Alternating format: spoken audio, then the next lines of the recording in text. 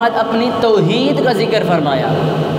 تو جب اللہ نے اپنی عبادت اور اپنی توحید دونوں کا ذکر کر لیا تو اللہ نے فرمایا کہ اگر میری توحید اور عبادت کے بعد کوئی کام کرنا ہے تو وہ یہ ہے وَبِالْوَالِدَيْنِ احسانا، والدین کے ساتھ احسان کرو۔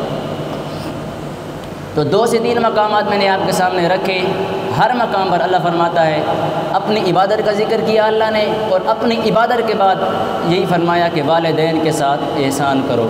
تو اللہ رب العزت نے ہمیں اپنے والدین کے ساتھ احسان کرنے کا حکم دیا ہے۔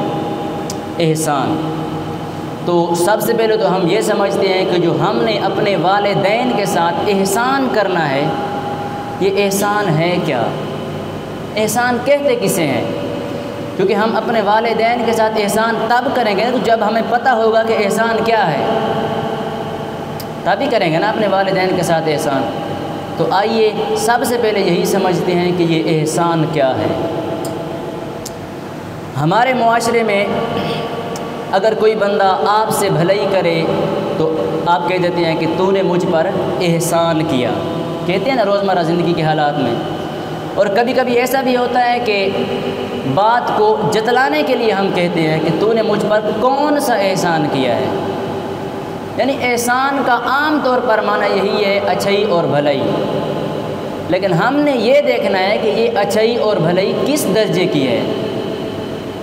کیا باپ بیمار تھا، اس نے اپنے بیٹے سے کہا کہ مجھے ہاسپٹل لے جاؤ یا مجھے دوائی لے کر دو، تو بیٹے نے اپنے باپ کو دوائی لے کر دی، کیا یہ بیٹے نے اپنے باپ پر احسان کیا ہے؟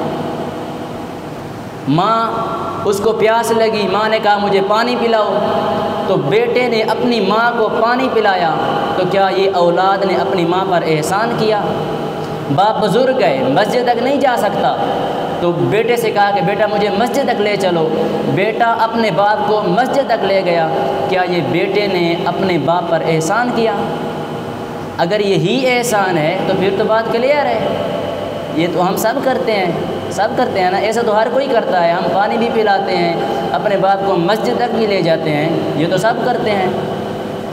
اگر احسان کا معنی اسی طرح کی بھلائی اور اچھائی ہے تو یہ تو ہم سب کرتے ہیں۔